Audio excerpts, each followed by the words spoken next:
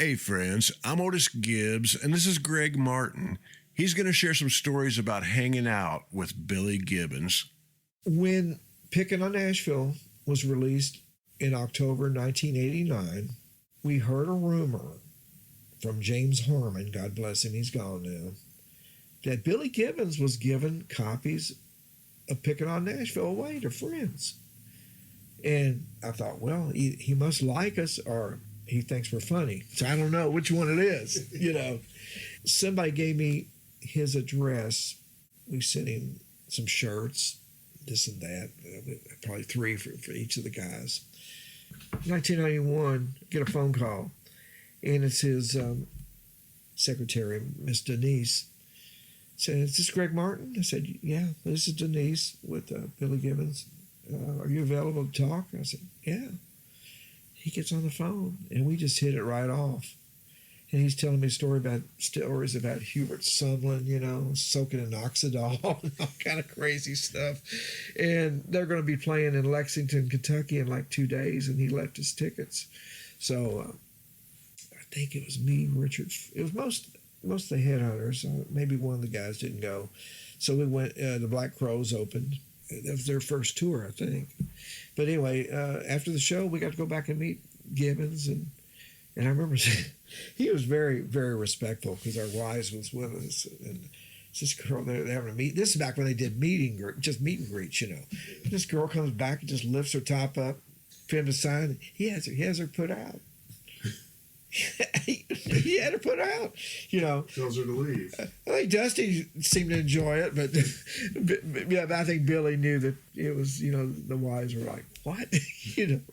But that was our first meeting, and we just hit it off. And I don't see him as much now, but gosh, you know, he would call me and start sending me. He sends every so often he'll send a CD or something like like a little homemade CD of like maybe it's Robert Nighthawk or just some really obscure blues and stuff that I need to hear. And I remember one time this had been like 94. I was going to the NAMM show. About 2 or 3 times I went solo to the NAMM show on the West Coast. So I flew out of Louisville. We had to stop over in Memphis. I take a nap. I wake up. There's a guy next to me, next aisle over. And I see he's making one of these, remember the old phones in the seat? He's making a phone call. I keep looking at this guy and go, man, he looks familiar. And finally I see the beard. I go, Billy. He said, Greg, how are you doing? You know. And I said, hey, let's call Denise. You know, he said, call Denise. So we end up getting to L.A., and my stepdaughter, Sherry, was supposed to pick me up. Their car broke down. So a friend brought her. Billy said, no, Sherry, you come with it. He knew Sherry because she played in a group called the Blue Bonnets out there with Kathy Valentine from the Go-Go's. And so he already knew Sherry and said, no, we'll go hang out. And we went to record stores, and he went to look at a car he was having built. We were running around his limo with him, you know. And we go in a record store, and they'd want him to sign stuff. He said, but no, you got to let Greg sign too. He's really generous that way. So that was one time. And then, you know, we'd go to shows and hang out with him. And a few years ago, me and him hung out down in Nashville. I took Boone Froggatt from Otis, and we hung out, about 5 or 6, just eating Mexican food and just talking Marshall amplifiers and guitars. Peter Green, we both loved Peter Green, and Eric Clapton, Mick Taylor, and talking, well, what amp you think? But I mean, the first questions I had, what were you playing through? What were you playing? I mean, you know, come on, tell me, Billy, what was that? You know, because I want to know about the Rio Grande amps early on that he was using. So basically what he was doing, I think, just taking his old Marshall, 69 Marshalls, and put them in, somebody came up with these Rio Grande cabinets. We thought he had some kind of special amp that made the Billy Gibbons sound, you know. It's just in them hands, man. He's a funky dude, man. You know, he's so great. But I've been fortunate that he's been a big influence and an encourager. I used to do this thing called Licks from the Outhouse, which I should probably do it for. And I'd send them to him, and he loved it. He'd say, I like it. He said, he called me one time, him and Gilligan were, said, I love what you just sent me. Just keep sending me those licks. You know, okay, sure. I learned all this stuff from you, Billy. Come on. I'm just throwing it back at you.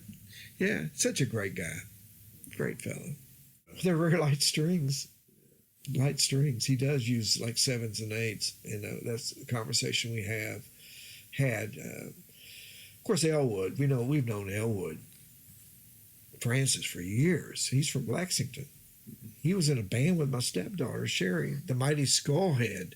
They were in a punk rock band together. So we've known Elwood forever and love him. And we're proud for him. He's playing bass now, So he was the guitar tech for years. So yeah, Billy, I remember showing up at a gig in 97 at the Louisville Palace in Louisville.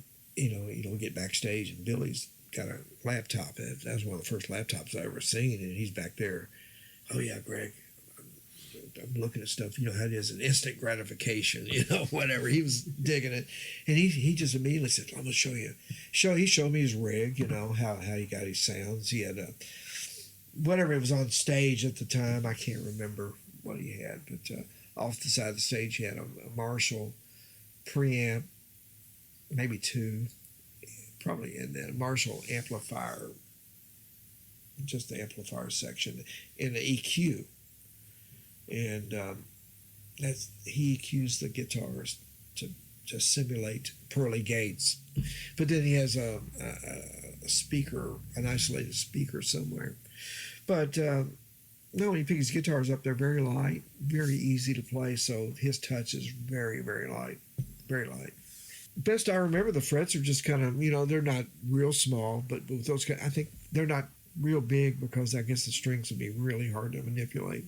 But man, we've been to gigs where Billy would, like I remember one time, Sioux Falls or wherever it was, somewhere out west, he had us out and we set us up next to the sound man, and he had a case of beer there for everybody. And then one time at the Grand Ole Opry he played, and we stood off on the side and watched, and he's been really good to us.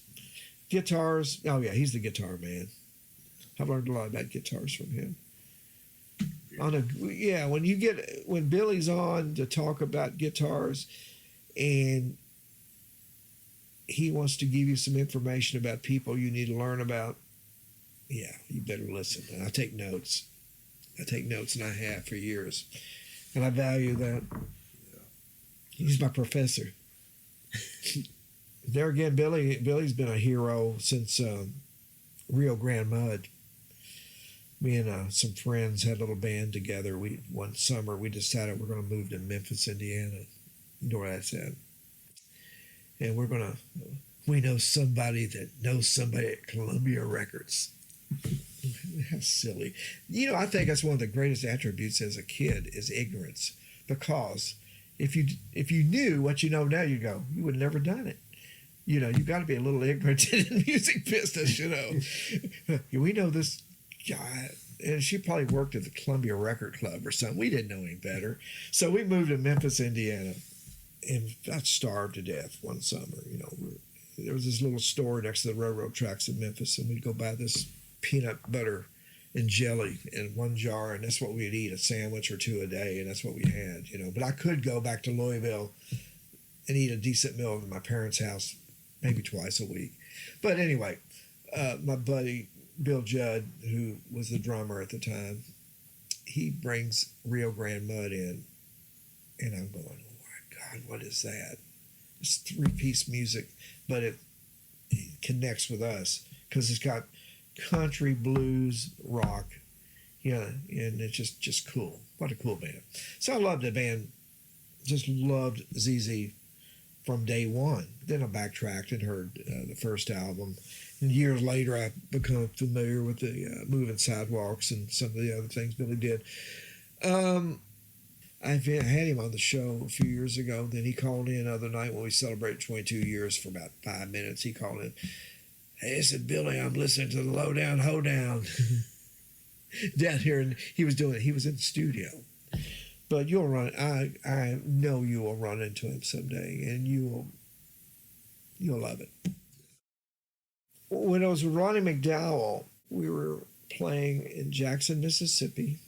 Hank's playing the big Coliseum there. We're playing out on the stage outside.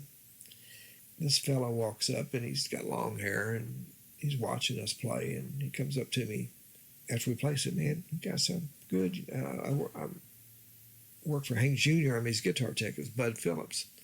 Said, "I'll give you guys some passes if y'all want to come watch the show."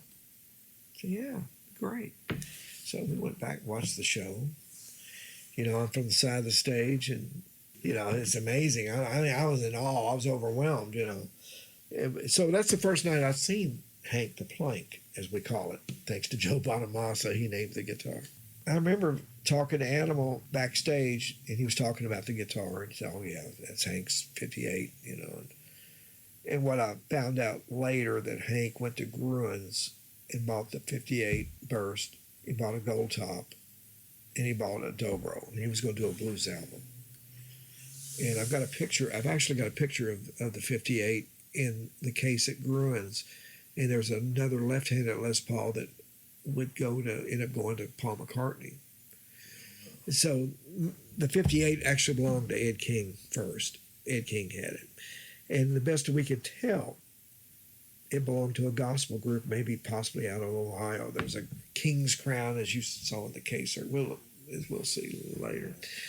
And we think maybe a gospel group had it. Ed got it, but then Ed already had Red Eyes, so he sold it at Gruen's. And so the album comes out, and then by spring of 1990, things are really, Walk Softly kind of makes an impact. And we get this offer to do the Lone Wolf tour with Hank. So the best I remember, our first date was spring of 90 in Florida. And then we're out with Hank for about 2.5 years after that.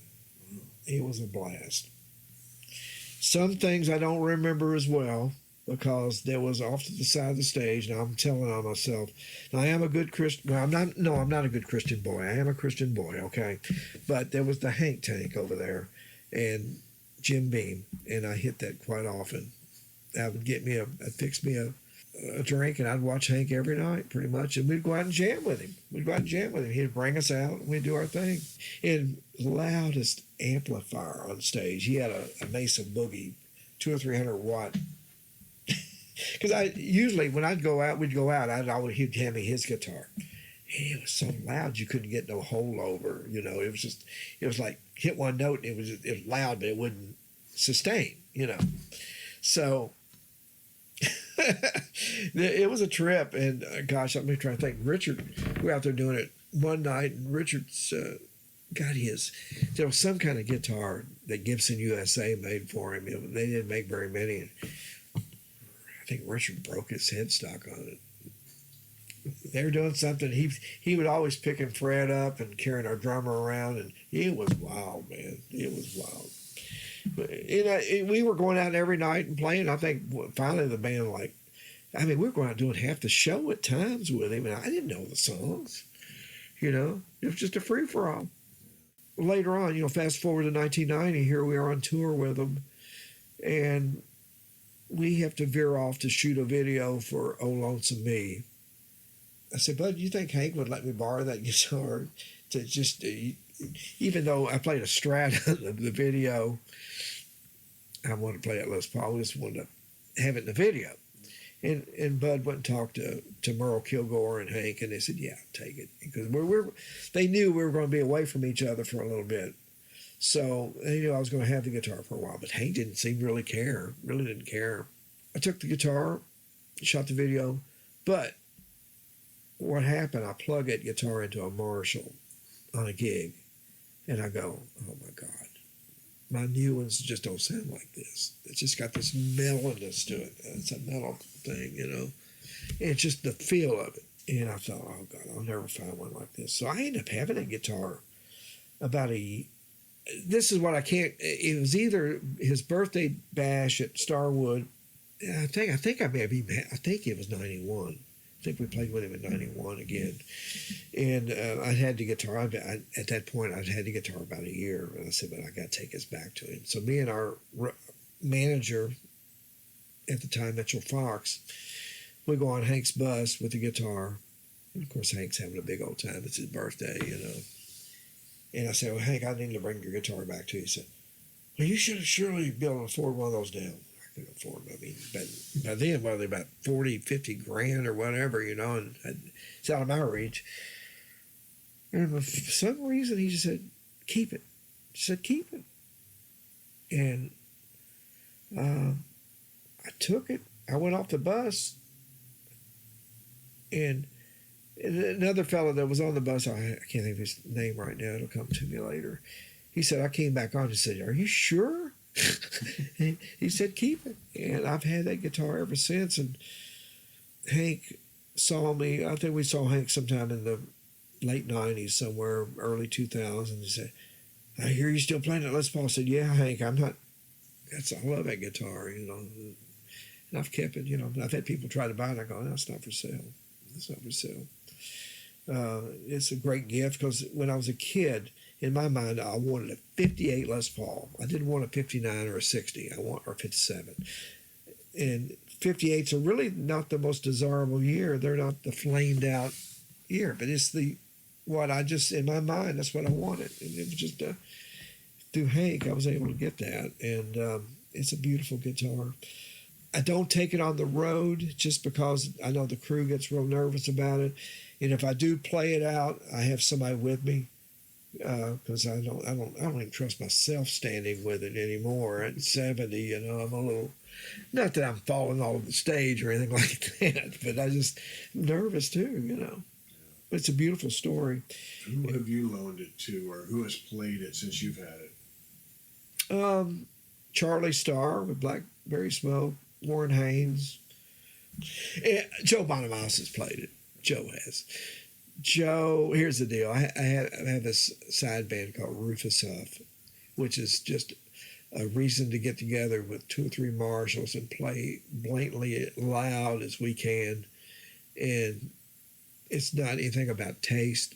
It's just about going back to 1972, drinking it up. And we opened up for Joe. Oh, I don't know what year it was. This is before Joe was playing Exit In. We played with him one night at Jim Porter's in Louisville, and the next night we played with him at Exit In.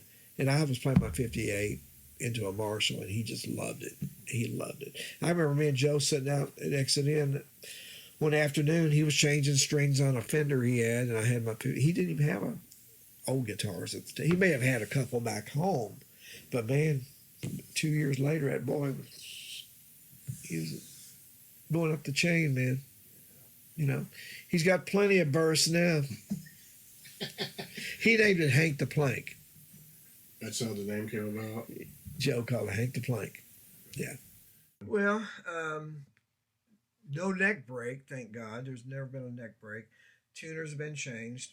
It's like if you have an old 30s car, you'd have to change your tires, right? And it's been refretted. It's got the beautiful Brazilian rosewood neck, 2 PAF pickups. They're black bobbin pickups.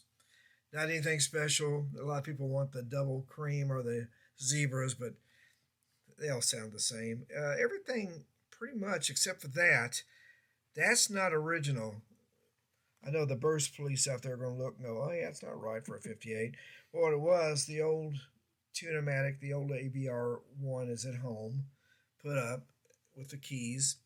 And most people know the 58, there was no retaining wire for the saddles. So if you broke a string, your saddle would go falling off on the stage, and you'd be lucky to find it, or it'd be somebody handed it back to you. So I ended up taking this little deal. Well, you know what? This one don't look like it's got a retaining wire either. This is not even, be honest with you, I've had this changed. Sherman Stockton from Stockton Custom Shop, Newcastle, Indiana, put this Tune-O-Matic on. Do you know Sherman? Yeah, you should know Sherman. This is different, so these are really tight. But I did have a 60, like a 63 in here for a while with a retaining wire. But everything's original. I mean, it's been beat up, and Ed King owned it. You know what we determined. We think a gospel group owned the guitar first. And then Ed King ended up getting the guitar. This is after Skinnerd. He already had Red Eye, so he didn't need it. So he took it to George Garuns and sold it. That's when Hank bought it, and I think Hank told me on the bus when he pretty much gifted the guitar to me. He said, "You know the Gold Top's better, don't you?" I went, "You're right, Hank." And it was for Hank, but this is right for me, And I love his guitar. It's just you plug it into a Marshall. It's like oh gosh, everybody's going to have their own thing, but man, if you want to go back to that early ZZ Top's first album, that type of thing, it's got that tone. But that's pretty much it. I'll show you. I'll take this off because now I probably won't get this back on. But look, this is what the color used to be like. Oh. Used to be red. It used to be red sunburst, but it's turned into just a lemon burst. So it's the same way under this pickguard as well. So the patina is completely natural. It's never been refinished. No refinish at all. No, nothing. No, I can't get this back. Well, I'll get it back on later. I think it's absolutely beautiful. This is exactly what I wanted when I was a kid. I just didn't, I would start seeing pictures of Jimmy Page, Joe Walsh, Billy Gibbons, Ronnie Montrose, the Allman Brothers. They're playing these bursts. I never noticed the burst thing, the stripes and the curl and all that stuff. I never really paid any attention to that. It was just a faded burst. That's what I liked, and that's what I wanted. So, well, I'm hanging with Otis today here at WDNS in Bowling Green. There's no amplifier here. But what we're going to do, I'm going to invite him to my house, maybe early next year if you got time. And we got plenty of Marshalls. We've got Magnetones. We've got Germino. We have car amps. We've got Fenders. We've got Fuchs. We'll plug it in. What we'll do is we'll plug it into a Marshall 100-watt head, and we'll crank it all the way up, and we'll make the neighborhood go berserk. There's coyotes out back. They don't stand a chance. Okay, we got a date on that, right? That's a deal. Okay. Now, this right here, maybe there's somebody out there in Burstland or somewhere. This is the old Lipton case, of course. I don't know what that stands for. If it was a gospel group, could that be something pertaining to Jesus? I'm not sure. So if somebody knows who used to own this guitar, I'd like to know history on it before Ed King. So that's what I'm looking for. I believe it came out of Ohio. We think it belonged to a gospel group, and this is probably pertaining to something like that. And it did, when I first got the guitar, on the back, it had a leather Ruger emblem. It finally fell off, and it's home in a box somewhere. It was Hank's, which was smart because it kept the thing from getting scratched. Yeah. But the first time Ed saw this guitar, here's another little crazy story. Ed King. I went out and filled in for Ed King back in '92, so we become pretty good buddies. And I actually had an offer to join Skinnerd at one point, which I had my own band, and I can't learn Skinnerd songs. I'm not that smart. I can barely do Headhunter songs, But it was a great honor. But so Ed, first time he sees this guitar after he hasn't seen it in years, he said, "God, you played that guitar." When I had it, it wasn't that beat up, But that's the beauty of it. Was it Eric Clapton says he always gravitated to guitars that look beat up. It's like going to a restaurant where there's lots of cars. The food's good. If you see a guitar that's beat up, the guitar's got to be something to it, right? Got to make you want to play it. That's what the beauty of the guitar is it draws you in. It makes you want to play the thing, And I've got an old 57 Strat same way. So when you come up to the house, we'll pull that out. We've got a couple of old 335s and a couple of old Martins. We'll have some fun. It's a date. All right. And we want everybody to show up too. And we might have some barbecue after that too. So we're inviting everybody to the barbecue brunch. Beautiful. The Allman Brothers Band, the first time I remember being around those guys, we were up for a Grammy. The original Headhunters lineup, Richard, Fred, Doug, Ricky, myself, and we went to a Grammy party in New York. So the night before, before the big thing happens, we go to this party and walk in, and there's Buddy Guy, and there's the Allman Brothers. They were kind of hanging out. And we know Warren, of course. I've known Warren Haynes for years, we can backtrack on that, how I met Warren. We go back to about like 1981, 82, when he was with David Allen Cole and I was with Ronnie McDowell. That's how. And he could tell you, he knows exactly when we met at the Orpheum in Memphis. He's got the best memory of anybody I know. But anyway, what I remember, collectively, never met the guys until that Grammy party, and we go in, and there's J-Mo and Butch Trucks and Warren and Dickie, and of course everybody, they were being scooted along by their PR people, so didn't really have a whole lot of time to talk to them at that point. But a few years ago, I'm going to guess this was 2016, 17, there was a party at Gibson. They were unveiling a Southern Rock Les Paul. And I had never been properly introduced to Dickie Betts.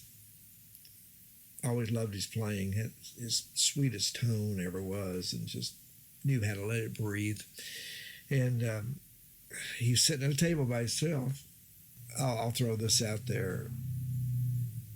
I was talking to Gary Rosington, and I said, man, there's Dickie Betts. And he said something like, man, he's crazy or something like that. And I went, oh, God, there's going to be a fight here. But never, I don't think Dickie heard him. I love Gary Rosington. But Jimmy Hall was there.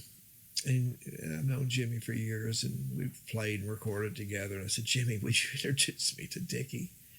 And he took me over. And I sat down next to him. He shook my hand. We took a picture. Didn't say maybe 2 words, and that was pretty much it.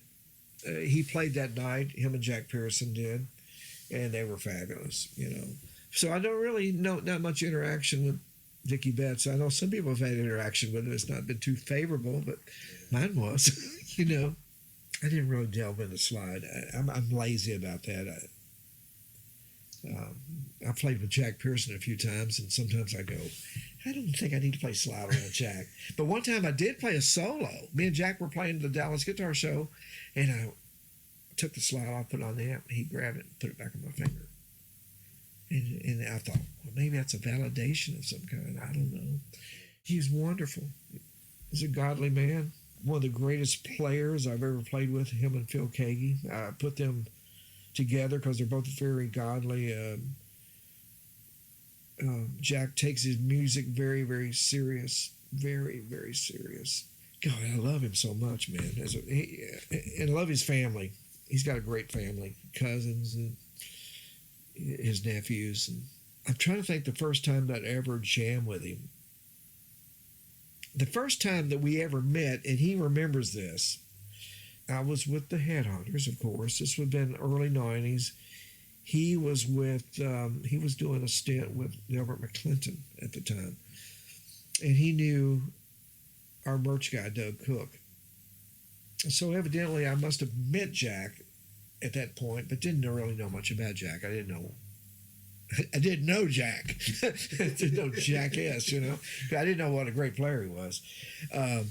So, the name went in, and then Jimmy Hall, who was a really good friend of mine, they would come up here and play, and the Prisoners of Love, and Jack would be with him, and I'd sit in with him. And me and Jack got along great.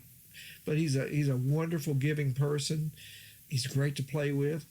I had a birthday bash back in 2015 in Glasgow, and I worked it out where Jack's trio could come up and play at the Plaza Theater, and I got up and jammed with him, and it was just wonderful. I love him as a person. He's a great player. I don't know, I could just keep going on and on about the guy. Well, I got to play Dwayne Allman's Layla Goldtop Les Paul at the Big House in Macon, Georgia. And that guitar is magic. Guitars, I mean, heart and soul has to be there. It's the artist really makes the tone, but the guitar has to have a bounce to it or something that gives it back to you, and that guitar does. So I got to play that one.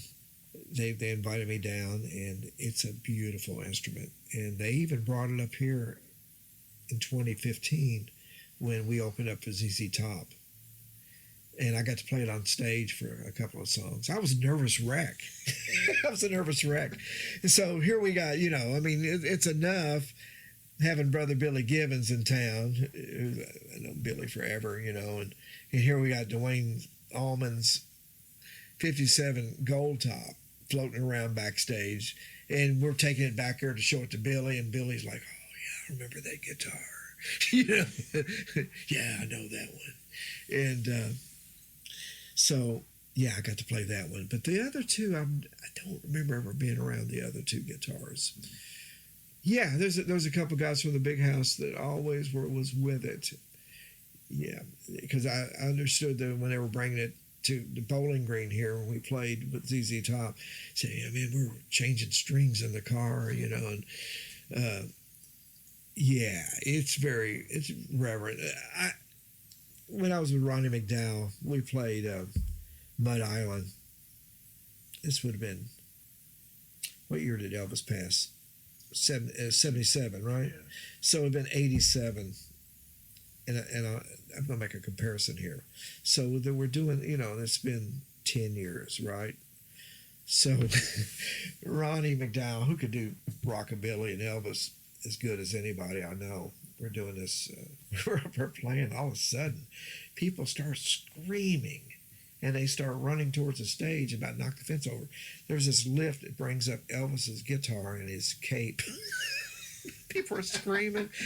It's like the second coming of Christ or something. I look over, I didn't know. It's just like, so it may not on a smaller level, maybe Dwayne's guitar is like that to us guys that grew up listening to the Allman Brothers band, and I love Dwayne Allman so much, man. I mean, not just the Allman Brothers. I love what he did on Hey Jude by Wilson Pickett. Not just the lead. I know that tore Eric Clapton up, but those feels, those little, as Bobby Womack calls them, those little double stop things. He calls them love licks. Will McFarlane, one day we got to play together with Jimmy Hall. He says, yeah, Greg, you're playing those love licks.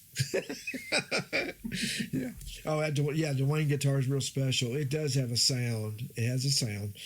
And there again, heart and hands, and soul is what really makes it come. I mean, a guitar is not going to do anything sitting by itself, right?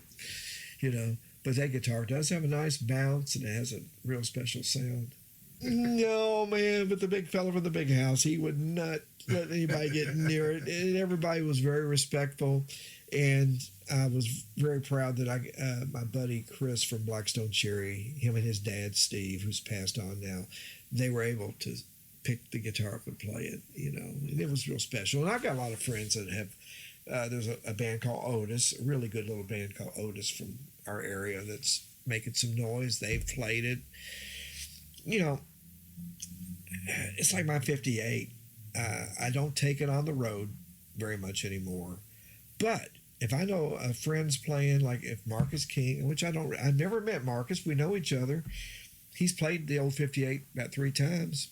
I've had friends to take it to him. He plays it. Warren's played it. Charlie Starr. I figure, why not? That's what they're for. To be played. The only reason I don't take it out and use it with the Headhunters is because the crew gets all nervous. They don't say, "Come, Greg, leave it at home, please." But I call it the executive guitar nanny service that takes care of it when I'm gone. So, but if Marcus, I know if he's in the area, if I knew that any of those players that appreciate it, I'd send it out.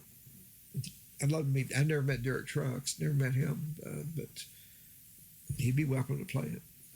Well, I started reading about the Allman Brothers first. Like any kid growing up in a rural area like we did, we'd get Hit Parader magazine, and I'm not sure if Cream was out at the time, but we started hearing about this band called the Allman Brothers, and we had a friend named Kenny Smith that went to the Atlanta Pop Festival, and they come back raving about Skydog. And we're like, who's Skydog? We didn't know who he was, and so I'm thinking it's my junior, senior year, Richard and Fred Young, my bandmates, they bought, I missed the first two albums. I didn't hear them. So, where we grew up, we were lucky, we were hearing, unless you were just really looking for music, there was an underground station, a radio show out of Chicago called the Subterranean Circus that I would listen to every Sunday night because they'd play all the underground sounds. Because normally what you'd be hearing is the Grassroots and Bread and the Carpenters and, things like that. But anyway, Richard and Fred, God bless them, their mother took them to the record store and they bought the Fillmore East. And we would borrow each other's albums back then. I might loan them NRBQ, or they would loan me Humble Pie, Live at the Fillmore, or Allman Brothers. So when I stuck that on the turntable, and ladies and gentlemen, the Allman Brothers band, da da da da, and here comes that slide. I had never heard nothing like that. It was like a psychedelic roller rink music or something. And you know what I'm saying? It was beautiful. And that slide, that was my that's when I first heard them. But I also remember Richard and I going over to a fella's house in Glasgow just a few months later. His name was Alan Barrett, and we were looking for a singer. And we had a little band, but for some reason we thought we needed a singer. And he puts on Idlewild South, and I hear Revival, and I remember those harmony guitars, that little thing, and I'm going, well, man, this is something I've never heard before. So that was my first. And maybe Subterranean Circus about the same time, 71, 72, would play some of the Allman Brothers, stuff like that. But that Fillmore East album was really where the heavens opened up and God said, check this out. Well, the Headhunters around 90, 91 did some shows with Waylon, and he had his daughter in the band. I guess him and Jesse's daughter, because he was kidding us, said, y'all leave her alone. He was a star, man. I mean that affectionately. He was great. There's a lot of people they say, oh, he's a star. No. Waylon Jennings was a star. Johnny Cash was a star. They were born. God said, here's your star, the Beatles, Yeah, he was great. He was great. I didn't have a lot of interaction with him. I believe Steve Warner was around him quite a bit, But he was very nice, very nice. Waylon, I know, in the 70s, he was had some rough times, right? He was really healthy at this time when we played with him, because I know he got sick right after that with diabetes, I guess. But he looked great, man. He healthy. I was thinking his daughter was playing keyboards. Was there a time when his daughter played keyboards in the band? Yeah, I don't know. Well, he could have had two keyboard players, but he was kidding us about his daughter. Said, hey, stay away from her. Well, what were these gigs like? Oh, they were like one of them that I remember, it was the Circle Star Theater in, is that Gary, Indiana, somewhere? Maryville? Yeah, Maryville. That's right. It's Maryville. Yeah, that was one of them, and then we did another date or two. Just there were theater type shows, not arenas or anything like that. They were theaters. Were the crowds good? Did they love him? Oh, absolutely, absolutely. Only Daddy That'll Walk the Line. They start that riff, man. They were just like, here we go. And I believe Jessie showed up at a show after he passed, and I remember seeing her off the side of the stage, and she's such a beautiful lady. Waylon was very nice. Oh yeah, absolutely. He was bussing it. You know, I'm sure he had a couple of buses at the time, but no, I remember the interaction that we had was at sound check. We showed up, set up, and he was doing his sound check, and then he came off to talk to us. And he was very, very nice, very encouraging. Him and Johnny Cash and those guys were really encouraging to us because Johnny and June, they tracked us down at the ACM Awards one year. They wanted to meet us, you know, so things like that, you know, it means a lot.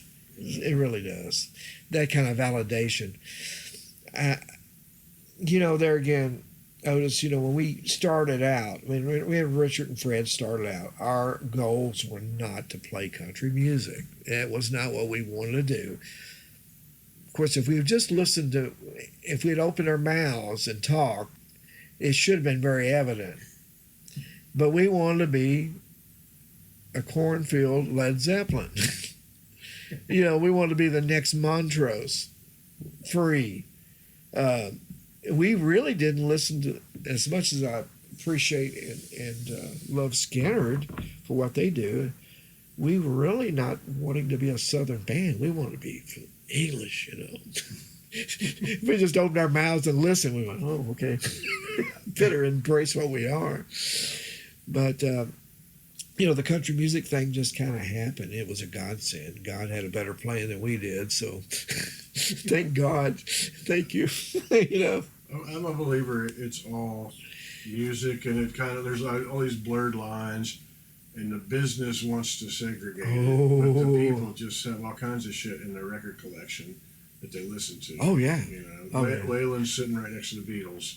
You know, I love. and there's Led Zeppelin, and you know. No, man, I love. There was a time growing up in Edmonton, you'd go into the the restaurant there, and the jukebox, and it would be Deep Purple, Kentucky Woman, Hush, Creedence Clearwater, Proud Mary, Divorced by Tammy Wynette, A Boy Named Sue, Folsom Prison Blues by Johnny Cash, Only Day I Walk the Line. To me, they all grooved together in the same mud hole, just had different names, you know. Yeah. It's a little bit different, you know. Yeah. Just music. We had our little AM stations growing up in South Central Kentucky were not as segregated genre-wise. They, I mean, it would be funny. You would hear "Sunshine of Your Love." The next thing you know, you'd hear "The Moment of Meditation," which was some denomination, you know, like your little Bible lesson for the day. The next thing you know, here comes Johnny Cash, and then it was all or Floyd Kramer, Last Date, or whatever. These stations would just throw it all. Yeah, in my collection, and I'm sure you're the same way. And when you do come up to my house sometime, you'll see it's all over the place, man. Blues, classic rock. I do have some folk music. I've got a lot of classic country, a lot of soul music. I love black gospel music. So it's just all, whenever you wake up one day, way I do, I wake up one day with just something on my heart that I want to hear, you know. It may be Bobby Womack one day. It may be Led Zeppelin 1, you know, or Cream Disraeli Gears or something. And there's so much great music. It's hard to catch up and listen to all of it. I'm so out of touch with a lot of modern music now because I'm going back and discovering. That's what I do with the radio show I do. Most of it's going back before 1975 because somebody like Billy Gibbons or somebody will say, have you ever heard this guy? Pharaoh Sanders or somebody like that. No, I haven't. Then you go down that rabbit hole, and then what I've been doing for 22 years is just whatever I'm into that week. Say, all right, guys, welcome to my it's like inviting people to your living room. Let's have a little listening session. So that's what we do 3 hours every Monday here, you know. I never will forget the first, I'm just going to backtrack to 1965, hearing like a Rolling Stone on the radio for the first time. We were visiting my aunt in Edmonton. I was living in Louisville, and we were listening to WLS out of Chicago and little AM radio. And what a magical summer. Do You Believe in Magic, Mr. Tambourine Man, California Girls by the Beach Boys, and here comes Like a Rolling Stone. And I'm going, God, what is this? What a great song. And of course, then I had no idea who Michael Bloomfield was. Didn't know he was on the record or anything. I just knew it was a magic record. So I love that era right there. Such a great writer. Followed Dylan into the 70s. I probably missed a few things, but 1991, we're playing in Texas, and Bob Dylan's playing the same night. Our ticket sales are not that good. So our manager calls his management and says, well, our ticket sales aren't that good. Would you be interested in having the Kentucky Headhunters open up the show? This is Corpus Christi, by the way, 91. And so they work it out. I bet we played for $500, $1,000. This is back, we've done one of our CMA awards, and I'm sure we were making really good money at the time. I don't know. But so we opened up for Dylan that night, and John Jackson's playing guitar. John? We've met. I don't know him very well. John's a great guitar player. He's fabulous. Yeah, great player. John has been checking. He played with Terry Gibbs back in the 80s when I was with Ronnie McDowell, and he was getting such a great tone out of that Old Mesa Boogie. One of the reasons I bought an Old Mesa Boogie back then. He was playing, and didn't get to meet Bob, but through John, he took my album cover and got it signed for me. People, we're all wanting to get stuff signed. I guess when they went in there, he said, "I'll sign too," or whatever. So I got, and I lost it for years, but I found it the other day. I've got my, but I remember we've done their little set, and it went okay, went fine. I don't think we didn't get things thrown at us or anything like that. You almost think it might be like when he played Newport. They overplay that. There's a few boos out there. It's not like it wasn't quite that bad, was it? I don't think. No, there's a lot of mythology. It's mythology, and was some of it on Pete Seeger, or some of it, or who was the guy that was giving him grief about it? I think one of the old folkies. Pete Seeger was believed to have grabbed an axe to go cut the power cord, but he wrote a letter to Bob immediately saying that's bullshit. Okay, good. I loved it. I was asking the sound man to turn your vocal up. Good. Oh, good. I'm glad to hear that. But anyway, we were accepted, by Bob's crowd, and it went fine. And so Ricky Phelps filmed a lot of that, Bob's set that night from the side of the stage, and he got a lot of it until finally the road manager said, "You really should probably turn that off because your light's on," and he could see that. And so somewhere in the archives, Ricky's got some of that Bob's set. And honestly, before the show, I was hoping maybe we get to meet Bob. It never happened, But I was backstage. It'd run everybody out, but somehow I got stuck back over in the corner, and I watched Bob do his little ritual before he went on. He was kind of walking around in a circle, drinking something. Seemed real nervous. But it was a interesting performance. He would. John would play a solo, and then Bob would start blowing harp right over the top. And I've seen Bob about 4 times. I love Bob Dylan. Love Neil Young too, that much. The show that we played with Dylan wasn't Farm Aid. It was at Corpus Christi. It was his regular tour. So whatever theater, it was a theater gig. We did do 3 Farm Aids, and I guess Bob may have been there. This would have been the first one we did was in Indianapolis.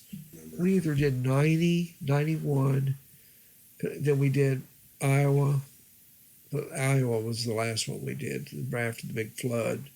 We did Dallas, Texas, somewhere down in Texas as well. But I remember never met him. I remember seeing Neil Young walk by and just going, I remember being on stage with Willie Nelson and you'll have to help me here. What's the Doug Soms band? Oh, at one point we were invited on stage by the Texas Tornadoes to jam. And I found the video. It's out there, man. You can't hear me. I have no idea what I'm doing. But me and Ricky Phelps is up there with Willie Nelson and the Texas Tornadoes, a bunch of these icons, you know. So those things were fun, man. They were fun, you know. But Doug Somm could throw down. Oh, I love Doug Somm. Man, when I was a kid, I had She's About a Mover on Tribe Records. And I'd stick it on the turntable, and I'd act like I'm playing Farfisa organ. I loved Augie Mars, what he was doing. But then we got to know Doug. And he was such a sweetheart. Really great guitar player, too. Great guitar player. And I hear his son's really good. Really good. But I loved Doug Somm and the Sir Douglas Quintet. And was that your first interaction with Willie? the first time I ever met Willie, I was with Ronnie McDowell. Ronnie was either flying in or flying out. We go to this airport. We pull the bus up this private airport, and Willie comes off of a plane. And he comes over to us and shakes our hand, and that was pretty much it. That was he's nice. I had a nephew that worked for Willie for years in merch, and he says Willie's just a wonderful person. I've never really sat down to talk to Willie. Never had a conversation. I was on stage with him one time and been around him, but and we did 3 Farm Aids, so we were in the graces of the gods there for a minute, It's a nice snapshot into the music business right there. Yeah. Being on stage with a legend. I was. And I go, I think it was because of Doug said, y'all come over and play, and then here's Willie up there. I had to find that video. I know it's out there. Well, Willie's his own universe, kind of. It's just like his timing. It's Willie timing. And we all exist in his timing, in his world. It's just the way it is, man. And that's a beautiful thing because I'm sure business-wise he does just fine. I know he's had his ups and downs with the IRS and different things like that. But, man, Willie has just got this great gift. And I've heard my nephew said this, that there would be somewhere, and they said Keith Richards would just show up. They just want to be around Willie because he emanates a light, such a great spirit, and he makes people happy, And he does transcend the music business in a way I think a lot of us wish we could. That it hasn't made him bitter in any way, and he just continues to be bigger all the time. And he does what he wants to do in Willie timing. That's it. Oh, Willie's guitar playing is great, and I think the thing most people gravitate to is his timing. His timing is different. Clarence White could do the same thing with the Byrds. I mean, he could play way behind, or he could play with timing like, what they used to call Leon Russell the master of time or something. He had this thing. Maybe he could do the same thing, but Willie's got a beautiful tone, I think. I believe he has a beautiful tone on that old little Martin classical guitar. Baldwin amps. Yeah, an old Baldwin amplifier. Solid state Baldwin Exactly, amps. a Baldwin amplifier. When I was a kid, I was about 17. My cousin took me to see a band in Louisville called Elysian Field. They were our big rock star band in Louisville, trio, and they were sponsored by Baldwin. They had these big Baldwin exterminators. And my hero, what really cemented my fate to play guitar was my cousin in the fall of '68. And I know this has nothing to do with Willie Nelson, but I just got to throw it out there. My cousin wanted me to go see this band called Elysian Field, and the guitarist named Frank Bugby. He was playing a Baldwin Virginian. You ever seen one of those? Oh, they're really cool. I've got one. Because of Frank Bugby was the guitarist, and his didn't have a vibrato bar, and I wish mine was like his, but he was playing straight into these big Baldwin exterminators, like 2 of them, cranked. It was the first 3-piece band I ever heard, So there must be something about these Baldwin amps, It must be something. Yeah. I think Willie's probably bought them all up at this point. Oh, yeah. And Willie, I've never really talked to Willie. We've been in the same, I've breathed the same air, I guess, in the same room. That's what I like to say, man, that we grew up in an era where we all shared the same air, like Hendrix and stuff like that. We were breathing the same air. Well, I think it means something. But Willie is just God gave him a great light, a spirit, and he spreads joy. He certainly does.